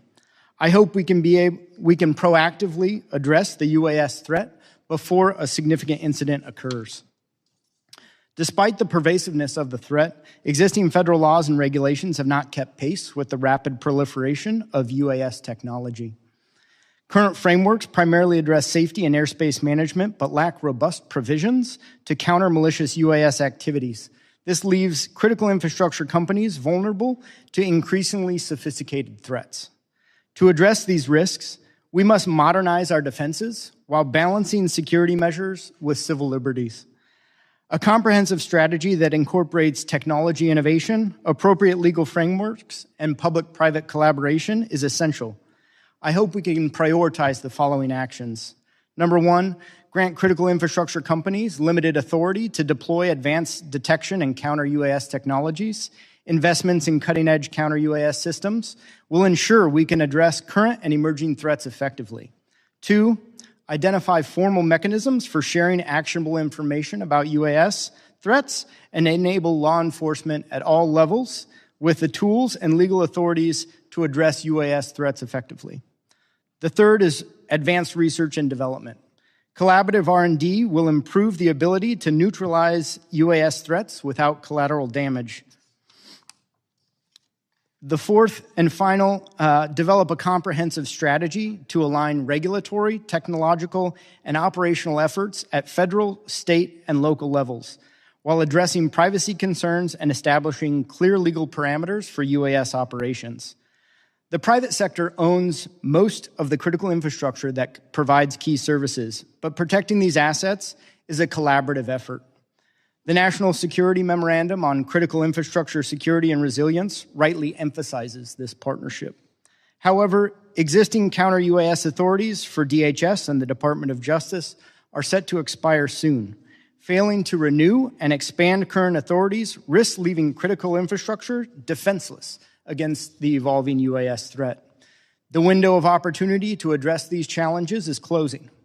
By modernizing our defenses, updating our legal frameworks, and fostering collaboration, we can safeguard critical infrastructure, protect public safety, and maintain our leadership in security and innovation. We are ready to work alongside this committee, a coalition of critical infrastructure companies, and relevant stakeholders to effectively protect our critical services against the evolving UAS threat. Thank you for holding this hearing, and I look forward to your questions. Thank you, Mr. Baumgartner. The chair now recognizes Dr. Paul Schwinnesen for his opening statement. Thank you. Chairman Pfluger and Jimenez, ranking members Magaziner and Thanadar, and distinguished members of the subcommittees. Homeland from unmanned aerial systems. So I've rearranged my remarks busily in the back, hoping to give you guys something a little more tangible to work with so that we're not just repeating and risking the constant repetition of the problem. I think we acknowledge the problem. We have a real train wreck coming. I think it goes a little bit unsaid. I think we lack a lot of the technical know-how on how to deal with this, on how to assess and neutralize these threats. But there is somebody who does know, and that's the Ukrainians. Having recently observed firsthand the astonishing evolution in drone operations in Ukrainian-occupied Kursk, I think the message, for me at least, has finally sunk home. Unmanned systems are not just an iteration. They are indeed a revolution in the application of lethal force. The world's most advanced weapons and tactics are being developed and deployed at scale in the Ukraine-Russian front at remarkably low cost and without central direction. And these facts hold radical implications for the next major shooting war between great powers. We need to learn from the Ukrainians. The United States is rapidly losing its strategic military advantage in this new technical environment. There can be little doubt that China, North Korea, Iran, and other emergent powers are eagerly sending observers and technicians to the front lines in occupied Ukraine to very carefully note the revolution in weapons delivery and to adopt it into doctrines which seek to invert the military strengths of their larger, better equipped, better trained Western geopolitical adversaries. We need to learn from Ukraine. In short, the rules of the arms race have been fundamentally rewritten to favor small, cheap, easily mastered weapon systems. More important still, these disproportionate advantages are not a one-time effect. They amplify in a positive feedback loop through each iteration cycle. New tech gets better exponentially faster and is deployed far more quickly than legacy countermeasures.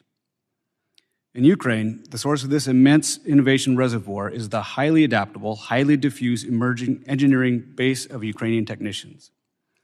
Uncountable tech workers routinely work full days in their civilian capacity, then leave their jobs to go work in pop-up tech facilities until late at night. The whole country is on deck. They have created an ecosystem of invention, a web only loosely coordinated through the Ministry of Defense. The advances in hardware and software they produce are channeled into a robust system of decentralized training facilities. And in less than 3 weeks, an FPV drone operator can be mission ready. Operators with no previous battlefield experience have been credited with as many as 1,500 confirmed kills. The disproportionality is vast. And this is perhaps the main takeaway in a total war peer-to-peer scenario. If technology allows one side of a conflict to impose extraordinary damage on the exquisite, expensive, difficult-to-master weapon systems of their adversary, and can do so at a fraction of the cost expended by their enemy, it doesn't require an economist to see where that leads. It is easy to be a critic, but I am convinced that the United States and its NATO allies have a very narrow window of opportunity to address this major shift in comparative advantage. Current operations in Ukraine have shown what a scrappy, innovative force can do to a large, hidebound military machine. It would be well to take note. So some of the scenarios looking forward. I think the most likely is that the U.S. will fall behind the leading edge of UAS development and deployment and will only start to respond in the aftermath of a crisis, and we're seeing some of that already in New Jersey. We don't need a Pearl Harbor or a 9/11 to wake us up. We're already awake. We need to deal with this now. So the best case is possibly, conceivably, that we can avoid this kind of depressing scenario through a well-orchestrated demonstration. Historical examples such as the sinking of the Ostfriesland, Air Force people know this well, show that it is sometimes possible to break entrenched paradigms by publicly demonstrating the current system's vulnerabilities. When understood by the right audiences, these demonstrations can shift doctrine development and tactical training in new and constructive ways, preferably before the lessons are learned the hard way. We need to learn from Ukraine. It's time to get a task force to mop up information, go out there, sponge this stuff up, and learn from what they're doing, and learn this information from in theater and get up to speed as soon as possible. Thank you. Thank you, Dr. Schwinneson. The chair will note that we had a third expert on the panel, Mrs. Kathy Leweir from the National Football League, unfortunately unable to join today. However, the chair asked unanimous consent to enter Ms. Leweir's testimony into the record. Without objection, so ordered. Now recognize myself for 5 minutes of questioning as we did prior. Dr. Schwinneson, I'd like to focus on something here. Policy versus technology. What is our issue right now? Is it not enough technology? Is it not keeping up with the technology? As you mentioned, maybe we're being outmaneuvered in a lot of cases by the Russians, and the Ukrainians may have some information that we can learn from. Or is it a policy issue here as we protect the homeland, or is it both? Yeah, I do think it's both. I think it's a combination of the two. I think we have created a policy thicket of bureaucracy that basically stifles the innovation space, right? I do think we have a technical know-how problem, or at least we know for a fact that Ukrainians have a technical know-how solution, right? And I think if we're able to reduce some of the bureaucratic barriers to innovation, allow people to tinker and experiment and learn at the operational military level, this needs to happen like yesterday, right? We can't do the same old business of doing a 2.5-year request for proposal and wait for things to come back. We just can't do this business as usual. We do not have that time. As we sit here, you listen to the testimony. We currently have UASs flying over New Jersey. We heard from Mr. Smith in New Jersey that they were flying over Coast Guard vessels last night. How is this possible? Why are we not responding? What do we need to do, and what actions need to be taken? Yeah, that's a very difficult one to answer. Of course, I can't speak for them, but I have a suspicion that people are frozen with fear of what would happen in an administrative situation in which they took action and they were punished for doing so. That they shot down a drone, God forbid, and the debris hit somebody's house, and all of a sudden they're on front page news. And so people are acting out of a sort of sense of self-restraint here, which is being promoted by our policy environment. So when it comes to technology, we need to focus on our offensive technology, lessons learned in the Ukrainian conflict where they're leveraging UAS systems everywhere. We need to focus on our counter-UAS technology, and our policy needs to improve in order to counter it and give the authorities that we need while protecting privacy of citizens here. Yep, I would say so, absolutely. I'll come back to you in a second. Mr. Baumgartner, what's the most catastrophic event in the energy industry, critical infrastructure, that we need to be thinking about and planning for to prevent? I mean, luckily we haven't seen a significant incident. I think from an imagination perspective, certainly something with a payload like the gentleman from Tennessee who was planning an incident to drop a payload into a substation. You could imagine that at a larger scale and impacting or identifying more critical infrastructure from generation to substations, or even on the pipeline side, a liquid natural gas import-export facility. So my district, the Permian Basin, 6 million barrels a day, needs to be protected, and the authorities, in some cases, as you recommended in your testimony, should be delegated to private companies, in some cases, to both identify and also mitigate if needed. I think that energy infrastructure in your district should be considered to be protected. Now, how that gets to a place where we can do that as the private sector, there are probably steps to get there.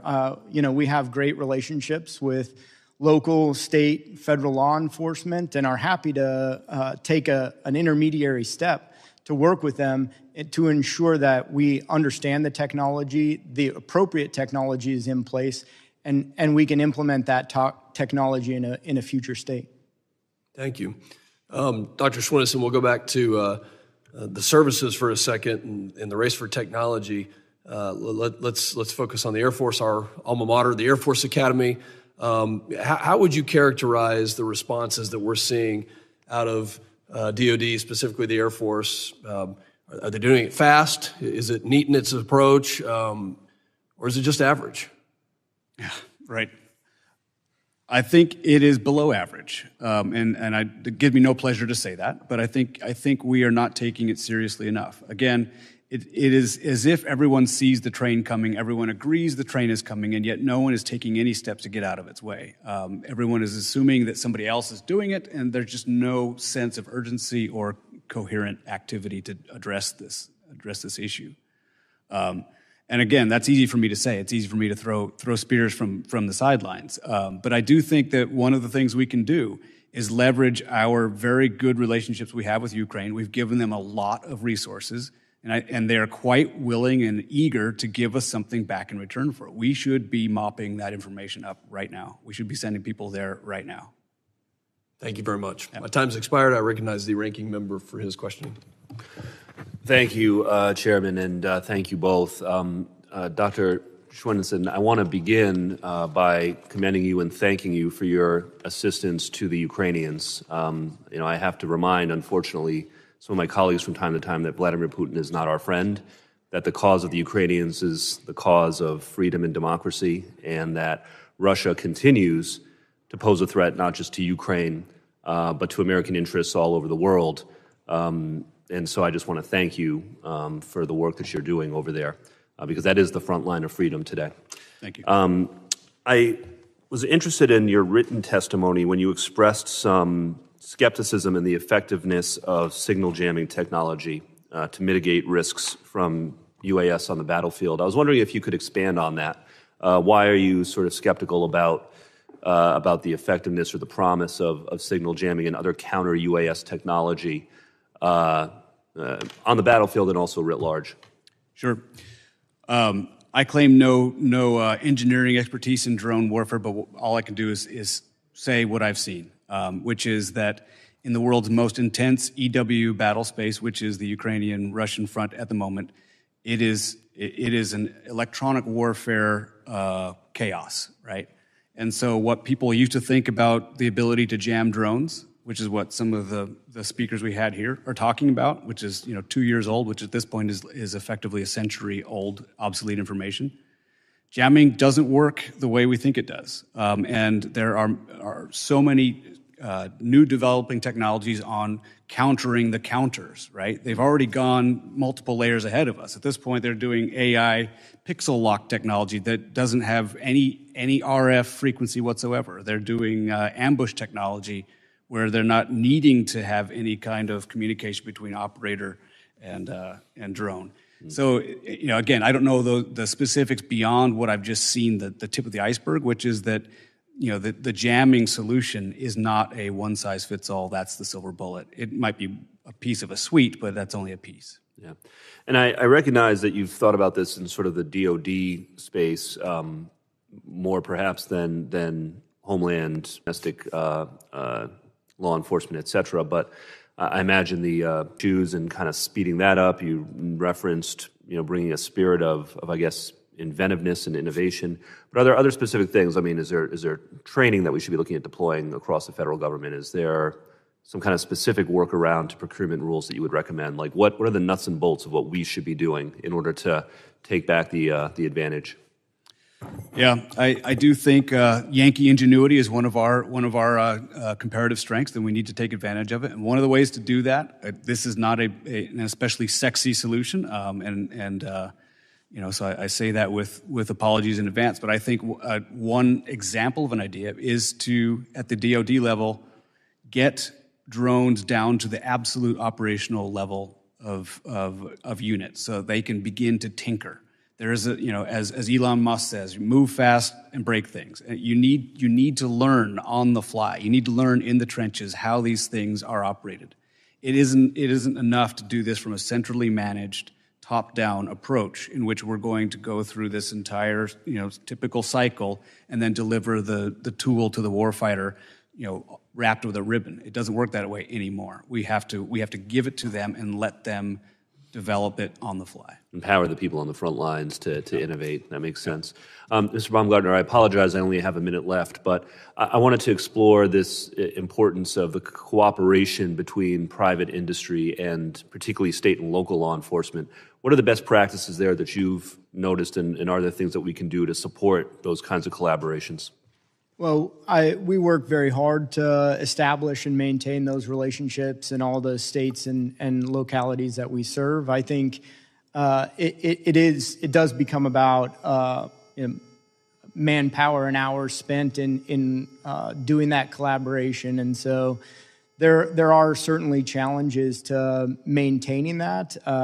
But I think fusion centers are a great opportunity to engage in a wide variety of state and local efforts at one location. I think there are other similar opportunities, like in our sector, we have the Electricity Information Sharing and Analysis Center that also convenes those state and local partners in a regional fashion, and we're able to effectively have those conversations and maintain those relationships in that forum as well.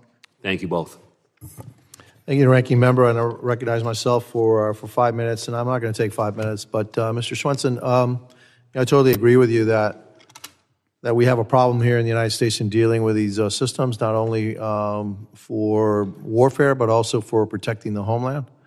I would think that what part of the problem is that you got $500,000 in the FBI. I'm sure you have $500,000 in some other agency, and you got all these agencies working on the same issue, and then it's not really centralized. There's no planning, et cetera. Maybe airports are trying to do their thing, and the FBI is trying to do their thing, and Customs and Border Protection is trying to do their thing. Would it be beneficial to try to put this all together and just focus on the unmanned aerial system threat in the homeland?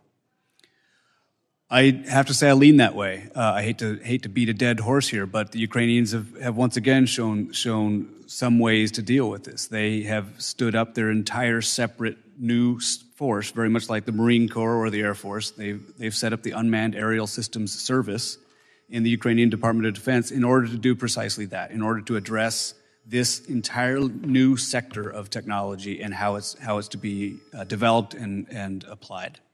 Probably one of the advantages that the Ukrainians had is that they had no Air Force, basically, right? And so by necessity, they needed to come up with something different that actually combated the threat. We have an Air Force.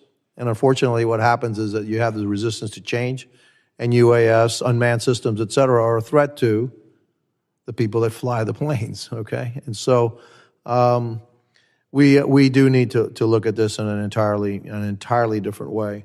And so not only on the DoD side, where we do need to have the private sector innovate, and the RFP should be, hey, I want to knock out,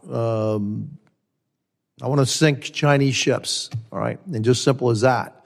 If you ask DoD to do that, they'll come up with an aircraft carrier that costs $10 billion and all these systems. The Ukrainians are sinking Russian ships in the Black Sea with little boats with maybe 500 or 600 pounds of TNT on them. A whole bunch of them can't possibly take them all out, and basically, boom, no submarine, because that's the other thing we'd look at. Well, maybe we need to have these really expensive submarines with torpedoes and stuff. The old way of fighting war. We need to look at the new way of fighting war. But here it's Homeland Security.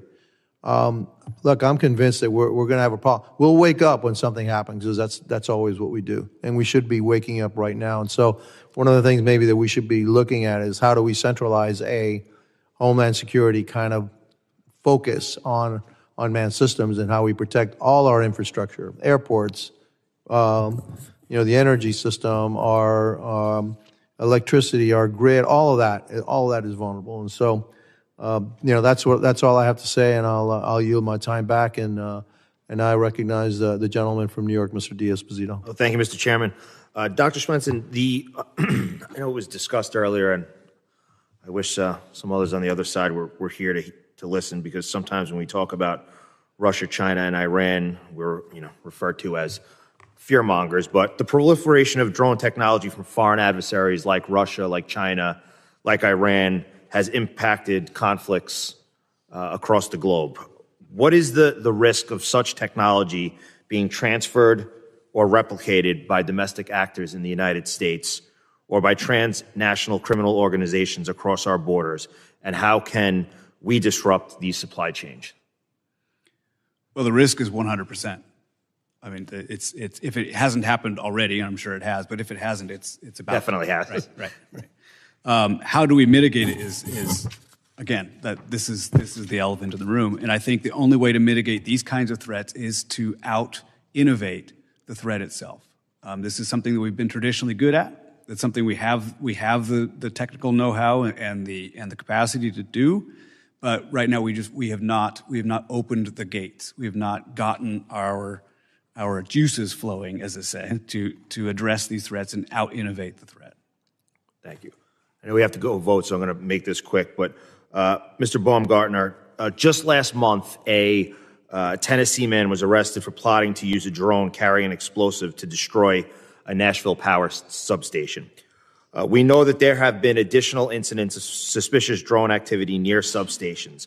And I think this is critically important, especially in the time that we're in, where there is this big push for alternate energy sources, whether it's battery storage, whether it's wind storage, without really doing the work to make sure that we could protect these assets. In addition to cyber concerns, what physical security risks do drones pose to energy sector assets? A great question. I think payloads are obviously, as witnessed in the Tennessee case, but you could simply ram a drone into some of our infrastructure.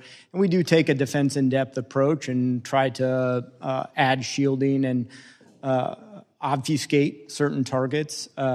But on top of that, you could also see a situation, and we've seen published cases where they've actually used drones to enable a cyber intrusion as well. Thank you. Mr. Chairman, I yield back.